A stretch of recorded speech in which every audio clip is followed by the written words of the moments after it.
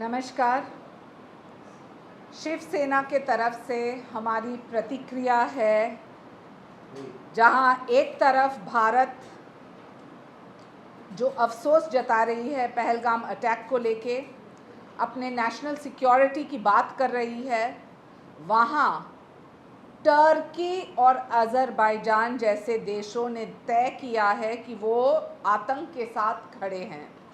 उनके official कॉन्डेमनेशंस India के attack को लेके, उनके ऑफिशियल स्टेटमेंट टर्की के साथ खड़े रह के एक चीज़ स्पष्ट है कि एक तरफ भारत और प्रधानमंत्री मोदी जी के गुडविल और डिप्लोमेटिक रिलेशनशिप्स हैं, वहाँ India has always respected Turkey. आप देखेंगे तो उनके जो इंटरनल इश्यूज़ रहे हैं, कर्डिश कॉन्फ्लिक्ट हो या साइप्रस, इंडिया ने हमेशा टर्की को सपोर्ट किया है। यूनेस्को के कल्चरल इनिशिएटिव्स हो या ट्रेड एक्सपेंशन हो, कोलैबोरेशन हो या मल्टीलेटरल प्लेटफॉर्म्स, जैसे कि आपने हाल ही में देखा था कि यूनाइटेड नेशंस के जितने भी लोग यहाँ G20 के तरफ से यहाँ मौजूद थे, या फिर आपने देखा होगा कि शिवसेना ने जो एक्सप्रेशंस और जो स्टेटमेंट्स दिए हैं, एक तरफ टर्की का स्टैंड कश्मीर को लेके, जहां उनके प्रेसिडेंट एर्दोगान ने पाकिस्तान के रेटोरिक और कश्मीर को लेके इंटरनेशनल फोरम्स जैसे कि UNGA या फिर टेरिटोरियल डिप्यूटेड जो टेरिटरी को लेके सवाल प्रश्न चिन्ह उठाया है, एब्रिगेशन ऑफ 370 को लेके सवाल प्रश्न चिन्ह उठाया है। ये जो है हमारे दृष्टि से ना सिर्फ गलत है, एक गलत संदेश है। भारतीय नागरिक होने के नाते हम खड़े हैं हमारे प्रधानमंत्री के साथ, हम खड़े हैं हमारे नेता के साथ, हम खड़े हैं हमारे आर्मी नेवी मिलिट्री के साथ। लेकिन जब पहलगाम का ऐसा हिस्सा होता है, जहां आपको सिर्फ आंकड़े में देती हूं तो 2024 में there were 5.7 lakh Indians that visited Azerbaijan and Turkey. This is not just tourism, it is revenue, it is influence, it is respect. Let us realize how India helped Turkey even during the earthquake. और आज जब पूरे देश में एक तरफ से आप देखेंगे एक वातावरण बना है ऑपरेशन सिंदूर को लेके, बहुत सारे लोग ने पूछा कि क्या है टेक अवे ऑपरेशन सिंदूर से। मैं आपको बताती हूँ, विपक्ष का काम है सरकार के साथ आज खड़े रहना, लेकिन विपक्ष भी तुष्टीकरण की राजनीति कर रही है। और टर्की जैसे देश, जिनको पता होना चाहिए कि ये अटैक से क्या प्राप्ति हुआ है। बहावलपुर की बात कीजिए तो वहाँ जैश ए मोहम्मद सबसे लार्ज टेरर अटैक जब होता है तो मसूद अजहर, जिसके लिए आप इतिहास में जाएं तो 1999 का इंडियन एयरलाइंस का हाईजैक हुआ, वहाँ उसके बाद ये सेम जैश ए मोहम्मद ने हमारे इंडियन पार्लियामेंट को अटैक किया 2001 में। मुद्रिकी जो 30 किलोमीटर है लाहौर से, ये हेडक्वार्टर्स था हाफिज सईद का। हाफिज सईद कौन है? जो 26/11 में हमारे मुंबई आतंकवादी हमले 2008 में, तब की सरकार ने कुछ नहीं किया। लेकिन जब प्रधानमंत्री मोदी जी बहावलपुर को लेके 17 आतंकवादी को ख़त्म करते हैं, मस्जिदों को इवैक्यूएट करते हैं, मसूद अजहर के जो मदरसा है वहाँ ख़त्म करते हैं, और हमें गर्व होता है कि हमारे आर्मी नेवी एयरफोर्स ने क्या किया, आतंकवादियों को ख़त्म किया, पाकिस्तानी नेशनल्स को नहीं। This was a strike weapon which was using the best of systems to attack only terrorists and terrorist camps. Shiv Sena क्यों ये एंग्विश जताती है, क्यों ये क्रोध है हमारे मन में? क्योंकि we are proud of our armed forces, we are proud of the brave strikes under operation Sindoor. जिस महिला ने अपने पति को गंवाया है इस आतंकवादी हमला में, ये उनका सिंदूर का एक रिवेंज है। और जो लोग तुष्टीकरण कर रहे हैं, जो लोग बात कर रहे हैं कि प्रधानमंत्री मोदी को बहुत सारे गंभीर निर्णय लेने चाहिए क्रॉस बॉर्डर टेररिज्म को लेके, हमें सिर्फ ये कहना है कि टर्की जैसे देश जिनको भारत ने सपोर्ट किया है, आज जो वो हमें सपोर्ट नहीं करते हैं, हमारी मांग है, शिवसेना की मांग है, मिनिस्ट्री ऑफ एक्सटर्नल अफेयर्स को भी हम लिखने वाले हैं और हमारी मांग है कि जैसे कि एक टर्किश एयरवेज है, उसको आप मत इस्तेमाल कीजिए। हमारे जो टूरिस्ट जाते हैं, मत जाइए। जब भारत ने टर्की को यूनेस्को के कल्चरल एक्टिविटीज़ में सपोर्ट किया है, इनिशिएटिव्स में उनको यूनाइटेड नेशंस पे, G20 पे इतना मान सम्मान दिया है, और वहाँ प्रेसिडेंट एर्दोगान क्या बोलते हैं, उनके एम्बेसडर जो बैठे हैं पाकिस्तान में, उनको भेजते हैं पाकिस्तान फॉरेन अफेयर्स मिनिस्टर को मिलने और कहते हैं you have our unstinted support, we are your brothers. Brothers of what? Brothers of terrorism. एक तरफ है हमारे नेता आदरणीय एकनाथ जी शिंदे, जिन्होंने हमेशा प्रधानमंत्री के एक एक कदम को ना सिर्फ सपोर्ट किया, स्वयं शिवसेना के नेता होते हुए वो गए कश्मीर और देखें कि ये ऑपरेशन सिंदूर, जहां हम देखें कि जो महिला के पति और जो परिवार ख़त्म हुए हैं, वहां उनको न्याय मिले। दूसरे तरफ है तुष्टीकरण की राजनीति। अब मैं आती हूँ कांग्रेस पार्टी के प्रति। कांग्रेस पार्टी के बहुत सारे नेतागण हैं जो सिर्फ मेंटल काउंसलिंग तो छोड़ दीजिए, जब कोई आतंकवादी हमला होता है उनको खड़ा होना चाहिए, अपने नेतागण के साथ, अपने देश के साथ विश्वास जताना चाहिए। वहाँ वो क्या बोलते हैं कि ये ऑपरेशन सिंदूर का नाम ऑपरेशन सिंदूर क्यों है? आपको आपत्ति होती है जब जैश-ए-मोहम्मद जैसे आतंकवादी संगठन को ख़त्म करते हैं, वो है ऑपरेशन सिंदूर। जब बहावलपुर में 17 आतंकवादी मारे जाते हैं, वो है ऑपरेशन सिंदूर। जब मसूद अजहर जैसे लोगों के आतंकवादी संगठन, जैश-ए-मोहम्मद हो, लश्कर-ए-तौयबा हो, वो ख़त्म होता है, तो वो है ऑपरेशन सिंदूर। ऑपरेशन सिंदूर है भारत का एक प्रतीक। और मैं सिर्फ जब कोई भी निर्णय ले रहे हैं आतंक को लेके, उनको ये समझना चाहिए कि पाकिस्तान आतंकवादी संगठन और आतंक को शरण देती है। हमारी लड़ाई वो सिविलियन से नहीं है, एक सिविलियन की मौत नहीं हुई है, लेकिन जहाँ जहाँ आतंक बैठे हैं उनको ख़त्म किया। मैं आपको ये फ़ोटो दिखाना चाहती हूँ। इतना अफसोस होता है, टर्की ने बुधवार को अनकंडीशनल सॉलिडारिटी दिखाया है पाकिस्तान को, अनकंडीशनल सॉलिडारिटी। उन्होंने कहा जहां आपने 9 आतंकवादी साइट्स को ख़त्म किया है, whether they are part of your country or Pakistan occupied Kashmir, the Turkish ambassador to Pakistan called on the foreign minister Ishaq Dar to convey his solidarity to Pakistan। आप मुझे बताएं, एक तरफ हमारी लड़ाई है आतंक से और आपका भाईचारा है पाकिस्तान से। शिवसेना वो पार्टी है जो जिनकी एक एक खून के एक एक बूंद है भारत के लिए, भारत के हित के लिए।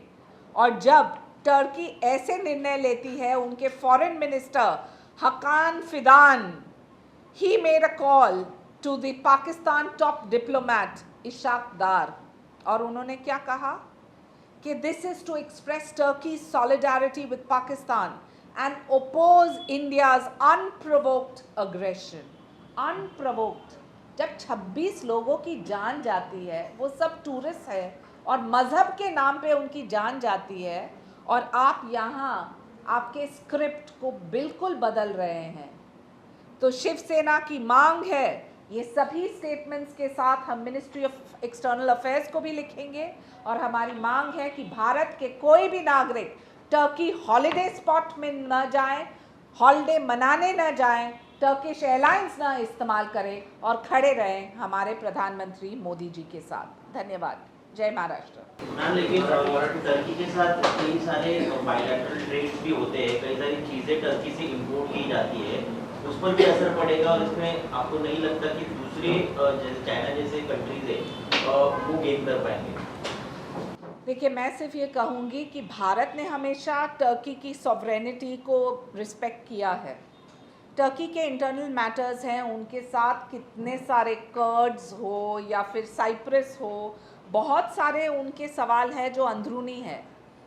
एब्रिगेशन ऑफ 370 के बाद जो आप पुलवामा और जो हुआ पहलगाम को नज़रअंदाज करेंगे और हमारे एनिमीज़ जो वहाँ बैठे हैं, जो इन लोगों को शरण दे रहे हैं और उनके साथ आप जुटे हैं, तो स्वाभाविक रूप से भारत की सरकार को भी निर्णय लेना पड़ेगा इस दृष्टि में। और इस दृष्टि से मैं आपको एक आर्टिकल भेजना चाहती हूँ और दिखाना चाहती हूँ।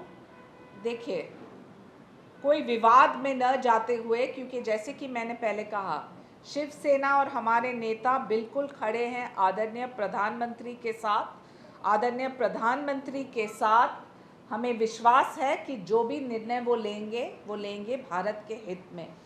लेकिन जब इशाक दार जाके वहाँ, पाकिस्तान के फॉरेन मिनिस्टर जो हैं इशाक दार, वहाँ Turkish foreign minister Hakan Fidan बोलते हैं कि आप तो हमारे भाई हैं and we stand with you and Pakistan sovereignty against killing innocent civilians. एक सिविलियन की मौत नहीं हुई है, सिर्फ आतंकवादियों को ख़त्म किया है। तो इसके ऊपर हम मानते हैं कि सोच विचार बहुत ज़रूरी है और आते हुए दिन में जो भी निर्णय भारत की सरकार ले, हम उनके साथ खड़े हैं। लेकिन जनता को जानना चाहिए कि जब कोई देश हो, टर्की हो या अज़रबैजान, जो वो आतंकवादियों के साथ खड़े हैं, तो मैं मानती हूँ इसके ऊपर भी टिप्पणी की आवश्यकता है। सारा देश एक साथ है, लेकिन आपको नहीं लगता शिवसेना की तरफ से आप ये मांग कर रही है आपके जो सहयोगी दल है जैसे एनसीपी अजित पवार हो या बीजेपी हो, उनको भी आपके साथ सहमत होकर इस मांग में आपके साथ जुड़ना चाहिए?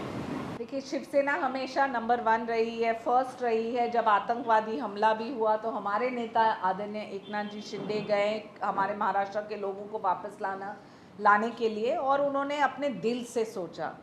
वही दिल से हम सोच रहे हैं और हमारी विनंती है नागरिकों को कि आप कृपया टर्किश एयरलाइंस मत इस्तेमाल कीजिए, टर्किश हॉलीडेज़ मत इस्तेमाल कीजिए, क्योंकि जो टर्की की हिम्मत ये है कि वो पाकिस्तान को अपना भाई माने और जाके जहाँ उनको कोई दखल करने की आवश्यकता नहीं है, वहाँ वो जाके बोलें कि we are standing with you as brothers. I think the time has come for India also to be extremely firm on our views as Indian citizens. Turkey या अज़रबैजान की जो भी देश पाकिस्तान से सपोर्ट कर रहे हैं, उन सभी को लेकर आपकी मांग? हमारी मांग है मिनिस्ट्री ऑफ एक्सटर्नल अफेयर्स, और हमारी मांग, मैं वही वो बोल रही हूँ आपको, हम पत्र लिखने वाले हैं मिनिस्ट्री ऑफ एक्सटर्नल अफेयर्स को। हम मानते हैं कि ऑपरेशन सिंदूर से एक एक नागरिक को जो विश्वास और जो गर्व होता है कि जैश ए मोहम्मद और लश्कर ए तौयबा जैसे टेररिस्ट ऑर्गेनाइजेशंस को किस ढंग से ख़त्म किया है, वहाँ दूसरे तरफ एक गर्व के साथ जब आपको सिक्योरिटी मिलता है तो आप क्या चाहते हैं? आप चाहते हैं कि आपके नेतागण को आपकी आवाज़ और आपकी जो सोच विचार है वो समझ में आए, और वो समझ में आया है ऑपरेशन सिंदूर के निमित्त। लेकिन जो कोई देश अननेसेसरी दखल करे तो वो निर्णय भी मिनिस्ट्री ऑफ एक्सटर्नल अफेयर्स के पास डिप्लोमेटिक टाइज़ है, बायलैटरल टाइज़ हैं, ट्रेड लिंक्स हैं, उनको जो उचित समझे और उनको जो उचित लगे तो ज़रूर उनको कार्रवाई करनी चाहिए। और कार्रवाई के साथ साथ जिज्ञासा और इंटरनेशनल वर्ल्ड कम्युनिटी जो खड़ी है भारत के साथ, प्यूटन हो, अमेरिका हो, इतने सारे देश हैं जो भारत के साथ खड़े हैं, तो ये दो देश को आइसोलेट करना ज़रूरी है। जो भी भारत के खिलाफ है, जैसे कि पाकिस्तानी नागरिक हो गए, चाइना हो गए, टर्की हो गए, उनके भी जो भी यहाँ पे सिटीजन्स यहाँ पे रह रहे हैं, उनके लिए भी क्या आप मांग करेंगे कि उन्हें भी जो है जल्दी से जल्दी डिपोर्ट किया जाए? That is your question, it's not my answer. I'm very clear that we are going to write We're going to write on the basis of not just sentiment, but the belief that this is a government that has the political will. And if any country feels that they can so openly go and send their foreign minister to meet the foreign minister of a country that insulates terror, I think it's a big question mark, and that needs to be brought to the notice. I'm sure the Ministry of External Affairs and the Honorable Prime Minister's office is taking steps in the right direction. We stand in solidarity with the government always, but as citizens of Maharashtra, as citizens of this country, I think we're entitled to make a point and ask, why is it that Turkey chooses to support terror activities and a country that insulates terrorists when India has done nothing but eliminate terrorists? We have not attacked Pakistani nationals. We have only fought against the war of terror and terrorism. Shaina जी, अभी आपने Turkish airlines को भी mention किया कि people should prevent using Turkish airlines, पर अपनी Indian airline जो है सबसे बड़ी airline IndiGo, it has a code share partnership with Turkish airlines. So are you planning to write to IndiGo as well to call off the partnership or anything? So I think it's a very good point that you've raised. Just to give you an idea, in 2024, there were over 5.7 lakh Indians that visited Azerbaijan and Turkey. This is not just tourism, it is revenue, it is influence and respect. These are the countries now that feel the strength of India's unity and the pain of our collective memory. So if we remain united in grief and resolve and a commitment to Bharat's national interest, I'm sure traveling on an airline will only be a drop in the ocean, but it is going to be a request from us, even to airlines like Indigo, saying that please do not support anyone who calls Pakistan their brother and wants to insulate anybody who supports terrorism. कल MNS प्रमुख राज ठाकरे ने इस operation सिंदूर पर निशाना साधा. उनका कहना है कि वॉर करना ये कोई जवाब नहीं हो सकता. जिन्होंने जो परपिट्रेटर्स है उनको ढूंढकर निकालना और उनको मारना सही श्रद्धांजलि होगी. हर एक पार्टी की राय मत हो सकती है, लेकिन मैं सिर्फ ये कहूँगी कि ऑपरेशन सिंदूर एक जवाब है, एक मुंह तोड़ जवाब है उन महिलाओं के लिए जिन्होंने अपने पति या उनके परिवार को गंवाया है. वो एक बलिदान पूरे देश के लिए था. और जब आप एक मुंह तोड़ जवाब देते हैं जहां आतंकवादियों को ख़त्म करते हैं, तो मैं नहीं मानती हूं कि इसमें कोई दो राय मत हो सकते हैं. तो मनसे के अध्यक्ष शायद सोच सकते हैं, हमने जो कर दिखाया है वही है जो प्रधानमंत्री की राजनीतिक इच्छा शक्ति के साथ उन्होंने जाके वो आतंकवादियों को ख़त्म किया. जैश-ए-मोहम्मद, लश्कर-ए-तोयबा, भूलिएगा मत पार्लियामेंट के अटैक 2001, भूलिएगा मत 26/11/2008, भूलिएगा मत 1999 के हाईजैक जो मसूद अजहर ने किया. उनको तो हम अंदर जाके ही मारे हैं. तो हमने वही किया जो हमें करना चाहिए है.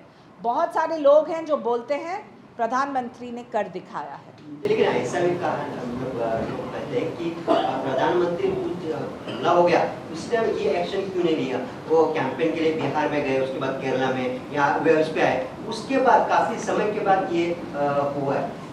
ये इसके ऊपर सवाल होता है.